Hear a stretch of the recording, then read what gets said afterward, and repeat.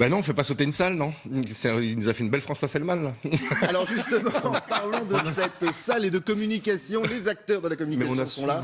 On a souvent parlé de télé-réalité. Là, si on parlait juste 2 secondes de communication informelle, qu'est-ce qu'il raconte? Il a pastelisé la campagne. Il y a du rose, du jaune, du bleu ciel. Donc tout est beau, tout est gai, mais c'est plus de la télé-réalité. On est revenu à Hélène et les garçons. C'est le plateau d'Hélène et les garçons, c'est la cantine de la fac.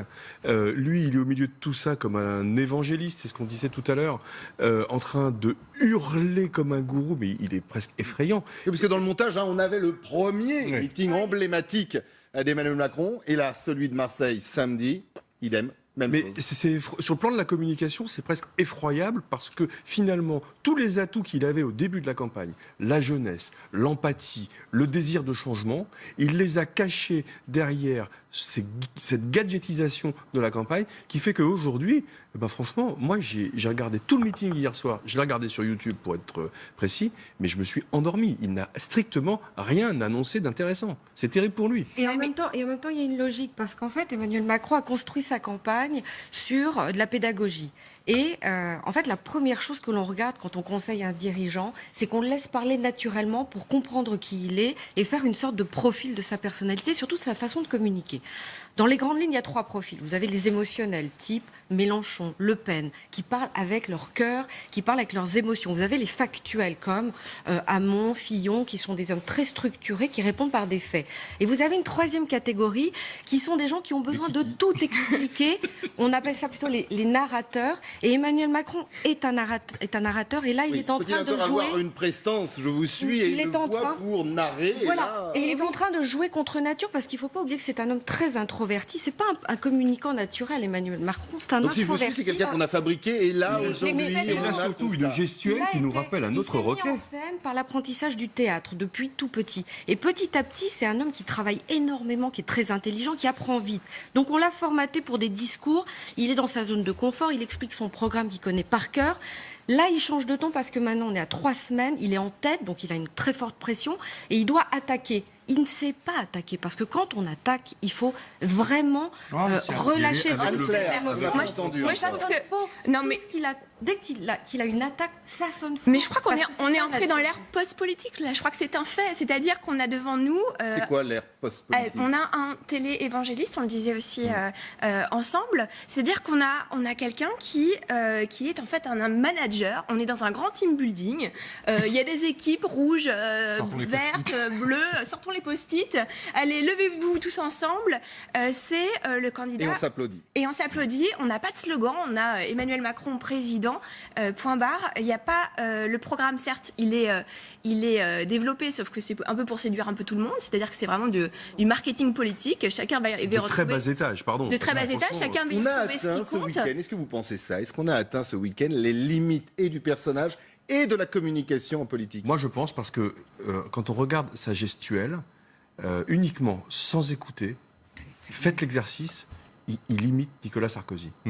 Il bouge les épaules, il bouge la tête comme ça. Il a la gestuelle de Sarkozy. On a l'impression qu'il a... Et vous pensez que ça a été étudié? Le programme de Hollande, la gestuelle de Sarkozy. En gros, c'est une sorte de synthèse. Emmanuel Macron, c'est un produit, je suis tout à fait d'accord avec ce qui a été dit, c'est un produit qui a été fabriqué.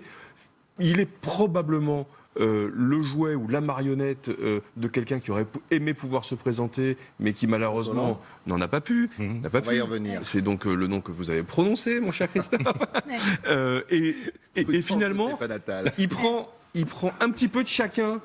Mais au fond, ça donne quoi? Ça donne rien. C'est pas un produit. On parlait de marketing. C'est un trou noir. On a une marketing. Alors évidemment, on va en avoir des problèmes à la maîtresse.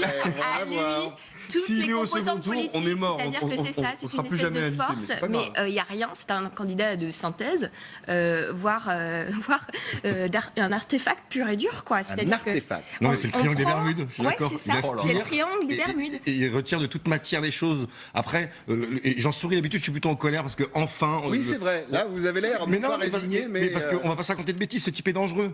il est dangereux, son programme est dangereux. Et quand il attaque le Front National, c'est la seule chose sur laquelle il a raison, de dire que c'est le candidat qui est le plus frontal avec le Front National. Parce que c'est le candidat le plus populiste, avec le programme qui se rapproche le plus. Sa mesure économique phare a été vendue par Jean-Marie Le Pen 2 fois de suite et par sa fille ensuite. Mais donc, il est dangereux pour le Front National parce qu'il il est dangereux pour nous, pour les Français. Oui, mais il est dangereux pour le Front National et c'est pour ça que Marine Le Pen le combat comme ça. Et c'est pour ça que dans une hypothèse de second tour, Macron-Le Pen, il est donné vainqueur. C'est parce que finalement, il est beaucoup plus politiquement correct. Et tout le monde va voter pour lui si jamais on se Oui, enfin, son front républicain, c'est surtout aussi parce qu'il a aussi pas grand-chose à vendre derrière et que c'est... Alors, si vous êtes d'accord, mes amis, nous allons continuer, parce que c'est un peu notre but dans cette émission, en images, toujours Marseille. Décidément, il s'est passé beaucoup de choses ce week-end à Marseille. Toujours Emmanuel Macron, mais autre contexte. Regardez. Aujourd'hui, et comme on dit ici, on craint des gains. Les Français, ils sont bons. Je dis pas bonjour à moi. Oui, j'ai jamais dit un truc comme ça. Ne me touchez pas. Ne me touchez pas. Ne me touchez pas. Ne me touchez pas. Ne me touchez pas. Lève ta main, mon frère. Ne me touche pas. Vous dites que les Français, c'était bon à rien et vous venez là. Allez, non, vous avez dit que les Français, c'était bon à rien. On est d'accord ou pas? Je n'ai jamais dit ça. Vous ne passerez pas. On n'a jamais voté, on votera pour. quinquennat. Mais oui, mais les Français sont intelligents, ça fait plaisir de voir ça. C'est que les gens sont intelligents. Par contre, c'est là où on voit le danger, c'est qu'il dit... D'habitude, on vote pas, et là, on va voter pour pas que vous passiez. C'est-à-dire que vous votez pour qui? Oui, c'est ça. Et c'est là où il y a un vrai danger. C'est là où il y a un danger. Mais ce monsieur, comme vous le dites, il a dit tout haut ce qu'on est en train de dire ici dans cette atmosphère feutrée. Il est le candidat de la suite. Il est le garant de la continuité du programme de François Hollande. Et je pense qu'il a eu vraiment tort de s'afficher avec des soutiens qui sont des soutiens qui l'institutionnalisent. Il avait une stratégie de rupture. Il a été parfois victime de ses soutiens, notamment le dernier la semaine dernière. Non, mais enfin, ses soutiens, quel soutien? Enfin, il ratisse large. Attends, Delanoë. Non mais c'est ça. Enfin, Delanoë, ça me rappelle les méthodes de Clichy. Enfin, on va arrêter de les Manuel Valls. Le Drian, Manuel Valls, c'est qui? Enfin, c'est toute la Hollandie. Toute la Hollandie. Pas seulement. Mais d'où l'image Oui, non, mais Estrosi, ce d'ailleurs. monsieur en question là, il se rappelle de ça. On va y revenir sur cette image parce qu'elle a fait couler beaucoup d'encre. Alors des attaques, il y en a eu. Je vous le disais, des pleurs. L'idée quand même de rendre coup pour coup entre les candidats. Et puis il y a cette image. Stéphane Attal essayait de la dessiner, voire de la contourner. Eh bien, on l'a, une image d'ailleurs. Un nom aussi, c'était milieu de semaine dernière. Elle venait de François Fillon. Il a continué autre meeting. C'était en Corse. Écoutez. Il faut faire éclater notre volonté d'alternance, celle d'une alternance forte, pas d'une alternance molle. Faites tomber les masques d'Emmanuel Hollande ou de François Macron, peu importe. Nos compatriotes se moquent bien de ce bal masqué politique. Ils savent bien que sous un pavillon de complaisance différent, c'est bien la même marchandise frelatée qui se trouve dans les cales et c'est surtout le même équipage. Alors, réaction bien évidemment dans quelques instants sur ce que vous venez d'entendre, mais puisqu'on est dans le Emmanuel Hollande ou dans le François Macron, regardez.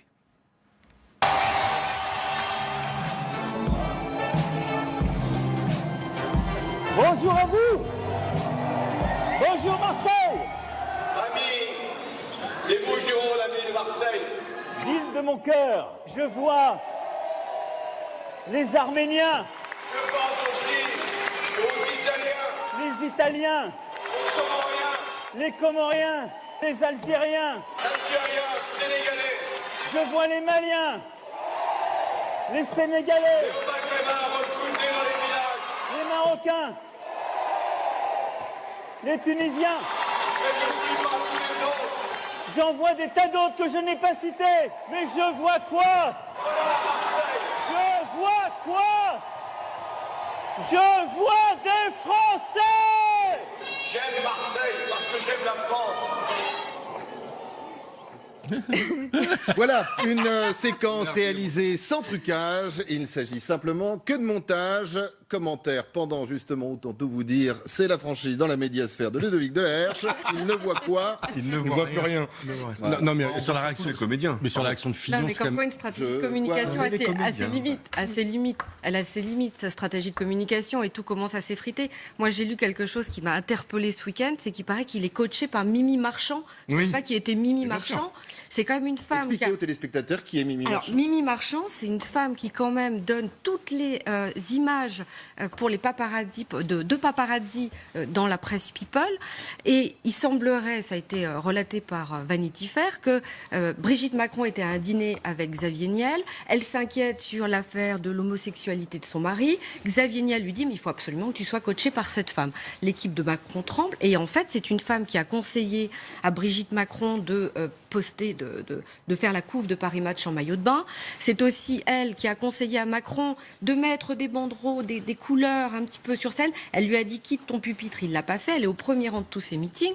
Mais et elle danse comme on l'a vu à Marseille. Et elle danse. Ça veut dire qu'Emmanuel Macron est coaché quand même par quelqu'un une folle et quelqu'un qui lui fait travailler sa voix. C'est quelqu'un, on lui a appris à parler marseillais en 48 heures et on voit bien les limites de sa communication. Oui. C'est mal passé. Il a très mal dit, hein, franchement. C'est ce qu'on appelle un flop, mais quelle erreur de com'. C'est du basique, quoi. On ne peut pas employer l'expression d'une région dans laquelle on va si on est décalé par rapport à cette expression. Il est en décalage complet. Il ne sait même pas ce qu'il dit. La référence à Ayam, il ne comprend pas ce qu'il dit. Il ne comprend pas. Oui, alors il y a cette référence effectivement à Ayam. Complètement raté cette référence à Ayam, donc c'est vrai que moi je vous rejoins totalement. On a l'impression que la prochaine fois s'il va à Reims il va faire de l'électro, s'il va à Toulouse il va faire du ska, enfin on se demande un peu ce qui il va parler champagne passe, quoi. Il va pas... ouais, c'est exactement voilà. Il n'a pas parlé football par contre, il a eu tort. Oui. Non mais il y a l'histoire de l'écharpe quand même du PSG jetée à la foule en disant il l'avait déjà fait d'ailleurs Emmanuel Macron que son équipe de cœur était l'OM. Mais ça c'est nul, il aurait pu parler football bien autrement. Je veux dire, la religion marseillaise, c'est le football. S'il avait voulu créer de l'empathie, il aurait dû faire autre chose sur le football. C'est là où moi, je veux dire, on parle politique, mais on parle communication ici. Oui. Et donc, il faut raisonner uniquement en termes de communication. Quand on attrape les codes. Mais est-ce que justement, alors je vous laisse finir, pardon, excusez-moi, mais par rapport à ce que disait Caroline. Une cible, il faut la travailler. Vous avez elle ne travaille pas, enfin c'est terrible quoi. Non mais le coup de l'écharpe, c'est évident. C'est que vous êtes dans une salle. Et les artistes. Encore une fois, est-ce que c'est justement. Vous êtes des spécialistes de la communication. Est-ce que on n'a pas atteint les limites de cette communication ? En fait, le coup de l'écharpe, c'est très significatif et c'est très représentatif. C'est qu'on est dans une salle où les gens dorment. Moi, j'ai fait des meetings de Macron, on se fait chier. Il n'y a aucune conviction, il n'y a rien qui porte. Et donc, quand on arrive à Marseille, quand on balance une écharpe du PSG, c'est censé électrifier tout. Pour réveiller. Ouais. Exactement. Les gens sont censés hurler, etc. Parce que pour réveiller une salle qui en fait s'endort. Parce que vous les réveillez avec quoi ? Avec la taxe sur les prestations sociales ? Mais non. Donc, alors en parlant de salle, autant tout vous dire, on va essayer de voir si pendant l'émission on retrouve ces images. On en a trouvé, bien évidemment, mais elles sont difficilement diffusables en termes de qualité pour tout savoir sur cette fameuse salle. Beaucoup dans les médias ont dit, je vous disais en ouverture de l'émission, 6000 personnes à Marseille. En fin de compte, la salle pourrait contenir que 3000 personnes. Et dans certaines images, on voit que cette salle était à moitié pleine, ou au quart vide. En tout cas, voilà. Regardez justement l'image, vous voyez. Après, ça c'en est une. Il y en a d'autres, bien évidemment. On essaiera de vous montrer ça. Rapidement, il y a le premier front, et puis derrière, il y a personne. Rapidement sur les propos par rapport à Ayam. Là, par contre, c'est grave. On peut sourire, rire, parce qu'il ne sera pas au second tour. Maintenant, on le sait, on est tous ravis. Mais par contre, sur Ayam, c'est grave. Parce qu'on prend un morceau emblématique d'un groupe marseillais, mais qui en fait parle pas que de Marseille. Il parle du déterminisme social, qui fait que quand on est un enfant et qu'on est dans une famille pauvre, c'est beaucoup plus compliqué que quand on est dans une famille riche. Et ce texte est splendide. Il est beau, entre cage dorée, cage d'acier, etc. C'est ciselé, c'est du Ayam. Et, alors soit c'est un neuneu qui a juste repris le texte et qui n'a pas été foutu d'écouter le titre, mais c'est vraiment de l'incompétence. Et qui n'a pas compris le sens. Soit c'est du cynisme, parce qu'il commence sa phrase par « Non, nous sommes bien tous nés sur la même étoile ». Donc l'air de dire « Ayam, vous avez tort ». Et là, c'est une grosse erreur. Et là, c'est une erreur et un cynisme qui, là, par contre, est beaucoup plus grave et beaucoup plus indigne, en fait, que simplement Kiki qui fait de la politique. Moi, je vais vous dire... Malheureusement, il est dans la superficialité totale. Mais bien sûr. De tout. Tous les sujets qu'il adresse, il les adresse de façon superficielle. Je suis pas certain qu'il ait vraiment lu le texte de cette chanson sublime tel que vous l'avez écrit. Pourquoi ? Parce je suis que pas certain qu'il s'intéresse au football. On parlait de l'image Closer, Voici, Gala, enfin tous les magazines People. Et c'est un candidat de l'image. Et de la posture. Et de la posture. Il était le seul dans cette campagne à pouvoir parler aux jeunes. Il a 39 ans. Je veux dire, il est quand même beaucoup plus proche de quelqu'un qui a 25 ans qui va voter pour la première ou la deuxième fois alors justement, que les autres. Il y a quand même quelque chose et il n'y a que Mélenchon qui fait ça. Moi, il y a quelque chose qui me trouble sur sa communication orale. Je regardais C'est à vous, et en fait, la journaliste l'attaque sur le fait qu'il ait accepté de montrer son couple dans les médias. Et il s'énerve, il dit « Mais bon sang de bonsoir ». est-ce que vous employez cette expression à 38 ans dans sa communication, même à 50 ans, je vais vous dans dire, sa madame. communication, parfois, il dit naguère. Voilà, et je trouve qu'il y a un décalage entre sa femme, qui, pardonnez-moi, que je trouve très belle, c'est une femme qui est très intéressante, qui ne fait pas son âge, et un homme de 39 ans qui se dit être révolutionnaire, qui veut amener... Mais vous l'avez dit tout à l'heure, Caroline, et qui emploie un vocabulaire très étonnant. Certainement, et peut-être d'ailleurs, et l'image qu'on veut bien lui donner. C'est le packaging, on en revient au candidat marketé. On dirait un étudiant en commerce. Je vais dire, mais bon sang de bonsoir. Mais ça Alors, allez-y. Sapristi. Oui, maintenant on va parler comme ça chez vous, Christophe. Bon, il y a de l'image, il y a aussi de la politique, bien évidemment. Toujours Emmanuel Macron, son ennemi François Fillon, règlement de compte entre les deux hommes. On va commencer, bien évidemment, par Emmanuel Macron. C'est devenu un clan qui joue sur la revanche, qui ne promet que cela. Il va venger. C'est un clan aux pratiques inacceptables, qui ne propose plus rien, qui hier encore a fait siffler un représentant de la famille gaulliste. Alors, il joue... Il n'est pas habité. Il n'est pas habité. C'est-à-dire qu'on sent que ce sont des phrases préparées et qu'il ne se les est pas appropriées. Et c'est ça qui dérange, je trouve, à l'image. Il interprète un rôle qui lui a probablement été écrit par d'autres, dont on peut supposer qu'ils sont François Hollande, son épouse et je ne sais qui encore. Mais il interprète un rôle. N'oublions pas qu'il a connu sa femme dans un cours de théâtre il y a déjà 20 ans, 25 ans, et finalement, il n'est peut-être pas autre chose qu'un comédien de planche qui interprète un rôle que d'autres veulent écrire pour lui. Alors, autre sonore à analyser, c'est tout de suite, c'est parti. Je veux que nous soyons le vote du cœur, le vote de l'enthousiasme, le vote de l'espérance, et que nous chassions loin de cette campagne, loin du pays, le parti de la haine, celui du mépris, celui du repli, et toutes celles et ceux qui nous font tellement honte. Aujourd'hui, et comme on dit ici, on craint des gains. Voilà, on craint des gains, séquence 2, et commentaire de Caroline Chevalon sur ce que vous venez de voir. On est au théâtre, on regarde une tragédie qui se dessine avec un homme qui a appris à se mettre en scène. Il a appris, pour moi, je signe, je confirme, que pour moi c'est un introverti. Et vous pensez que ça se fracture, pas dans les médias, parce qu'on est là pour en parler bien évidemment, on parlera d'ailleurs des médias dans quelques instants, mais dans l'électorat? Ça se voit pas dans les sondages encore. Mais on parle de sondages. Les sondages ne représentent que les gens qui répondent au téléphone sur les enquêtes d'opinion. Donc ça ne représente pas les Français. Ça représente les gens qui acceptent de prendre leur téléphone après un débat pour répondre à une enquête d'opinion par téléphone. C'est censé représenter les Français. Parce que ça représente personne. Moi, je les ai vécus dans la pub pendant 15 ans. C'est une arnaque, les sondages. C'est une arnaque. Ça ne représente personne. Ils se plantent systématiquement depuis 10 ans. Et on continue. Par contre, sur la tendance, ils perdent des points. Tout le monde perd des points. Et après, ça commence à se fracturer. Mais quand on voit Fillon qui l'attaque, bon, c'est quand même le camembert qui dit Reblochon tu pues, parce que le type se gaffe d'argent public depuis des années, nourrit sa famille, sa femme, ses enfants, tape dans la caisse. Oui. Mais il tape sur Macron en disant on va faire tomber les masques et c'est la continuité. Mais alors, bon, lui qui le fasse tomber aussi le masque. Mais après, c'est choquant en fait. C'est choquant et toute la clé, c'est l'abstention. Et on continue à nourrir l'abstention si on ne parle pas de conviction. Et donc Macron nourrit l'abstention, Fillon nourrit l'abstention parce que c'est du foutage de gueule. Alors, les sondages ne sont peut-être pas des horoscopes, comme peut le dire Mélenchon, mais en tout cas, ils donnent des dynamiques. C'est le seul truc intéressant. C'est des tendances. C'est voir si on gagne plus 3 points, moins 3 points, etc. Donc là, on voit, il est en train de descendre gentiment. Je pense que la cristallisation ne s'est pas faite encore. On est tous en train de débattre sur quand est-ce qu'a lieu la cristallisation. C'est un peu la galère de Troie aura-t-elle lieu.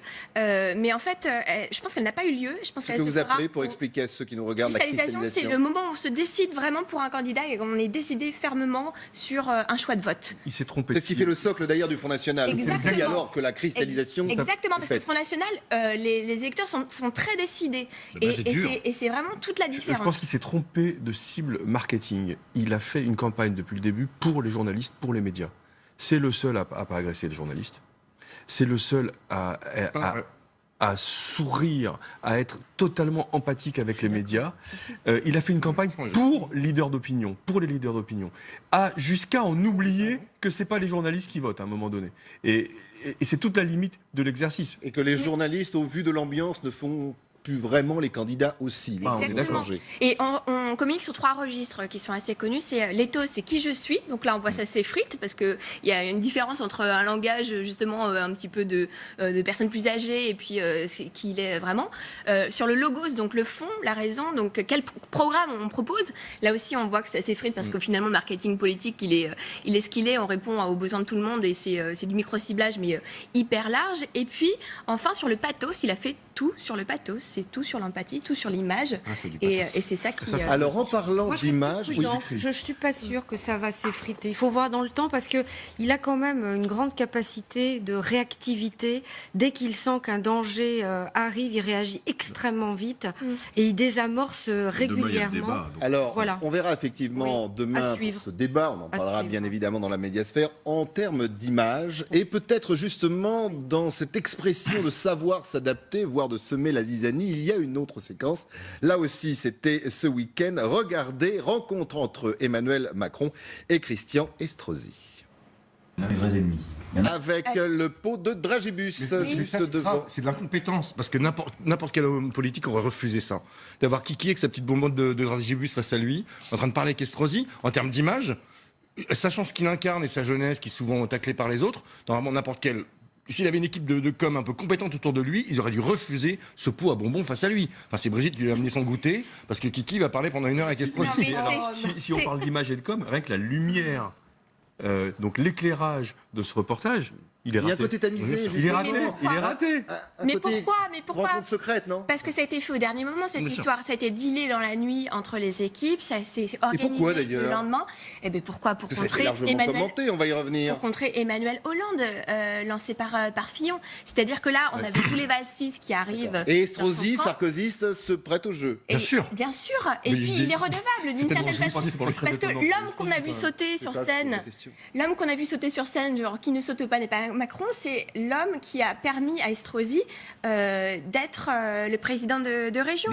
C'est-à-dire qu'il est redevable, Estrosi, d'une certaine façon, et il joue aussi le fait qu'il a été hué la veille dans un meeting pour défendre François Fillon, et qu'il a toujours appelé à voter Juppé. Il a demandé à Fillon de se désister plusieurs fois. Il cherche un job. Non, mais sur 48 heures, il a vu ces deux. Mais ça vient pas d'Estrosi, hein. C'est En Marche qui a contacté Estrosi. Oui, mais il a accepté. Enfin, il a accepté. Sauf que lui a accepté en disant « Ok, mais je veux de la télé ». Et il veut une image, ce qui n'était pas prévu par En Marche au départ. Et c'est pour ça que c'est pour le savoir, elle peut être désastreuse. Non, mais c'est pour ça que c'est monté. Ça lui sert à quoi à Estrosi d'avoir une image? Il est candidat à rien, sauf évidemment à avoir un job chez Macron, chez Fillon. Mais comme tous les opportunistes. Il y a l'ouverture, justement, notamment au centre et à droite, prônée par Emmanuel Macron. Oui, et c'est très risqué pour Macron parce que justement, Estrosi est quand même quelqu'un qui est très clivant pour la gauche. C'est contre Christiane Taubira, contre le mariage pour tous. Enfin, c'est des choses un petit peu fortes et iconiques. Enfin, il s'est attaqué à ça, quoi. Mais il en a besoin pas qu'à pour les législatives. Je vous laisse continuer si vous êtes d'accord sur le sujet. On va juste écouter ça. Estrosi, c'est un signe. C'est-à-dire que vous voyez bien que il y a des responsables politiques nombreux qui regardent l'avenir en pensant qu'on va devoir travailler ensemble. On partage l'essentiel, Estrosi-Macron. Ah, ça, c'est génial. On a fait du chemin. C'est aussi le mot ralliement qui est utilisé dans cette campagne à tout va. Alors, ralliement, là, ils ont inventé un nouveau jeu, c'est-à-dire qu'on avait le ni oui ni non, c'est le ni ralliement ni soutien. Donc, on a une visite républicaine qui veut bien dire ce qu'elle veut dire d'une certaine façon. On est quand même très très loin des belles campagnes politiques. Je veux dire, est-ce qu'on n'est pas aussi très loin des préoccupations des Français? Bien, parce que les belles campagnes politiques répondent à des attentes du peuple. Et aujourd'hui, la campagne politique, elle répond soit des attentes des réseaux sociaux, soit des attentes des journalistes. Non, mais moi, j'ai juste une citation que je trouve assez intéressante, qui dit Estrosi, c'est la banalisation du discours de l'extrême droite. Il ne cesse de préparer un nid douillet au Front National. Mais là, ça, c'est le mouvement En Marche il y a 1 an. Donc on voit la profondeur des convictions, et ça c'est grave, parce que c'est pas tellement parler aux Français de leurs problèmes, parce que ça c'est pas très intéressant, mais le fond pédagogique, de réconcilier avec la vie politique, avec la vie citoyenne, de construire un projet, et en plus d'arrêter de mentir. Parce qu'on continue de mentir. Ce matin, la Bourse de Paris est en train de battre tous les records. Donc notre économie va très bien. Pourtant, ils nous disent que ça va très mal. Sur la xénophobie, le racisme, on l'entretient parce que c'est ça qui est grave en fait. C'est que non seulement la campagne est creuse, mais surtout, c'est pas de parler des problèmes aux Français. C'est surtout d'avoir une vraie logique de pédagogie, de réconciliation avec la politique et de reconstruction d'un avenir commun. C'est pour ça qu'on est vraiment dans l'ère post-politique. Exactement. Et je pense que c'est ça qui émerge, c'est-à-dire que c'est le candidat du moment. C'est-à-dire le candidat qui ne parle pas du sens, justement, qui est sur la forme et sur l'image, et il agrège un peu tout ça. Est-ce que vous voulez entendre une réaction politique à ces séquences qu'on vient de voir, et vous allez pouvoir continuer sur le terrain où vous étiez. C'est parti.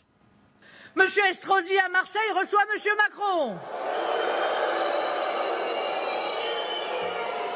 Et chacun de déballer le grand jeu de courbettes, de déclarations inamourées, de promesses de travailler ensemble.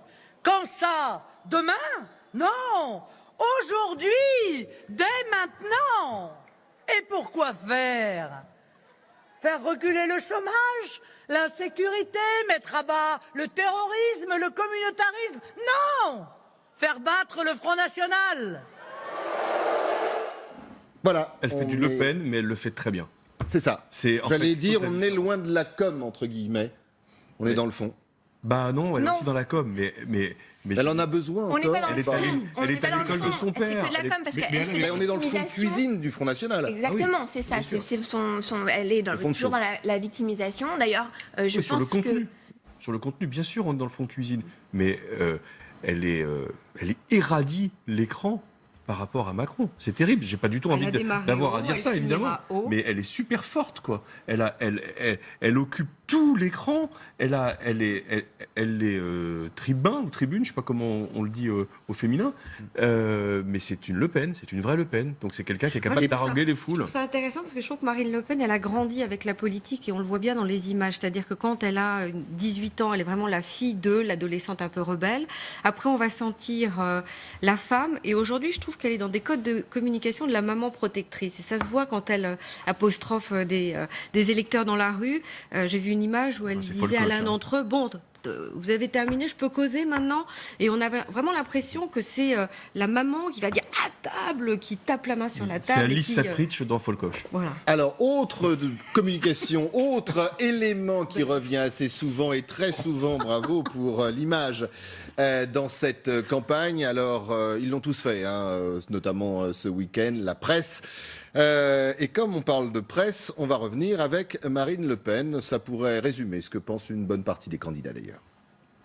Les médias se déchaînent pour tenter de nous atteindre de leurs flèches venimeuses.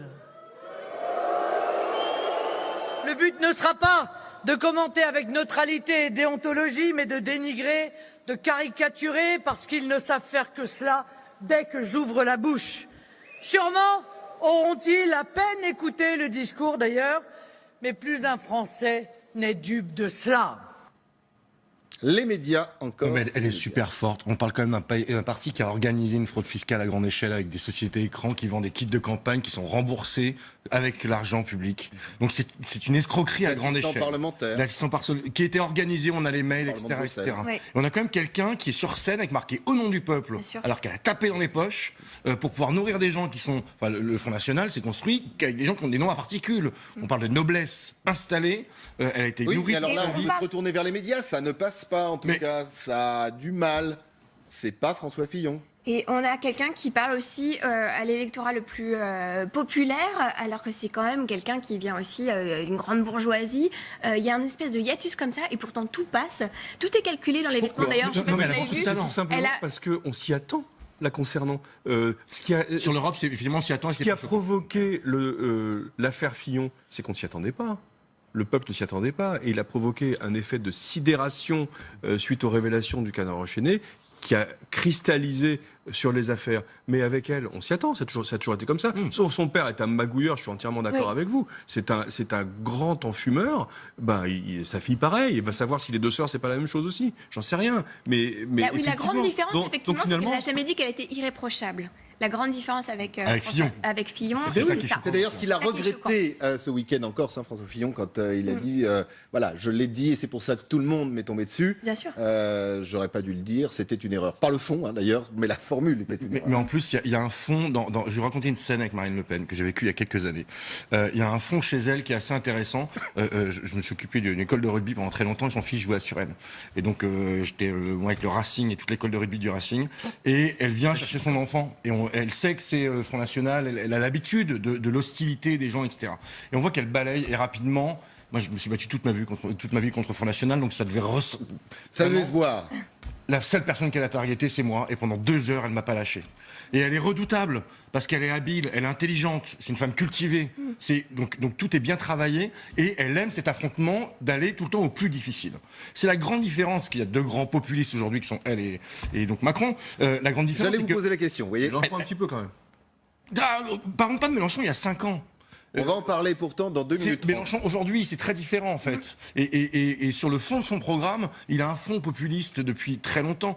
Si on regarde son programme là, il n'y a rien de populiste dans son programme en réalité. Vous parlez de Mélenchon. Et vous savez quoi ? On va en parler tout de suite. Quelle transition! Ah, c'est bien, c'est préparé. Oh là là là là là là là. Mélenchon, on l'a titré comme le 3e homme. Lui pense peut-être le 2e, et certains, pourquoi pas, sur ce plateau, pensent même premier homme. En tout cas, on l'écoute parce que Mélenchon a un poids, Mélenchon a un appui, les astres. Il est vrai que depuis plusieurs jours, les horoscopes nous sont favorables. Eh bien, si ça sert à donner du cœur à l'ouvrage, tant mieux. Et il ne faut pas renoncer à l'enthousiasme qui nous saisit, à l'idée d'une victoire qui hier semblait impossible et aujourd'hui semble se rapprocher de nous. Alors on va parler fond, on va parler forme, et Stéphane Attal en parlait en regardant les images, en disant les images, le public, les jeunes. Les jeunes, la densité, la compacité de la foule, ils parlent à des fans. Le dernier qui a été élu par des fans, il s'appelle Trump. Ouais, mais ça n'a rien à voir. Ça n'a rien à voir quand même. Ça n'a rien à voir quand même. Là, ce qui est intéressant dans la scénographie, c'est que c'est vraiment du stand-up, quoi. C'est-à-dire Je qu'il vois fait quand un même show. ce que veut dire Stéphane Attal, c'est-à-dire que Merci Christophe. ne fait pas un parallèle entre Non, il y a une Mélenchon, mais forme qui est pas sur pour les mêmes ce raisons. mouvement de fond. Oui, mais Et autant tout dire à celles et ceux qui nous regardent, même dans les médias. Mais bien sûr. Mélenchon est en train de séduire. Mais bien sûr. Mélenchon est en train d'avoir un traitement particulier, des Mais- commentaires Il fait particuliers. 3 pages dans le Mélenchon JDD travaille ce ça dimanche. depuis des années. Mélenchon a commencé à aussi pacifier un peu sa communication.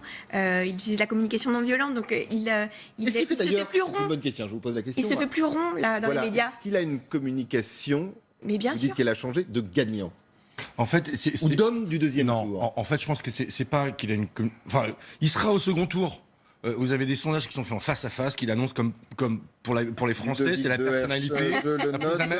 Et on a- Allez. il a Il même- sera au il est deuxième tour. Combien on a de mis des V1 montants. sur Mélenchon? 9h44. En fait, la grande différence dans la communication, c'est que Mélenchon s'est aperçu que son personnage nuisait à son propos. Oui. C'est-à-dire que l'homme énervé, grognon, etc., nuisait au fond, parce qu'en fait, le fond de son programme n'a pas changé. Quand on regarde et qu'on remonte en arrière, Il maltraite il les dit médias. la même chose. Il maltraite les médias, et donc il a accepté, lui, de se mettre en Et ça peut faire plaisir à son électorat. et du coup, il rentre dans une posture d'homme d'État. Parce que quand il gomme l'individu pour dire mon projet est plus important que moi, donc vaut mieux que je la ramène un peu moins, même si par moment ça ressort, mais il fait un travail sur lui. Et là, il rentre dans une stature d'homme d'État. Et sans compter le second Mécaniquement. degré. Le second Lui degré, travaille voilà, pour beaucoup de choses comme ça. intérioriser, alors qu'Emmanuel Exactement. Macron, vous nous l'avez expliqué tout à l'heure, lui travaille pour Extériorise le extérioriser. vide. Donc du coup, Hier, il a eu une C'est- en séquence termes sur de la santé communication, publique. en termes de communication, ils sont totalement opposés. Mais il y a une chose chez Jean-Luc Mélenchon qui est incroyable, c'est que je pense que c'est le seul à vraiment prendre du plaisir.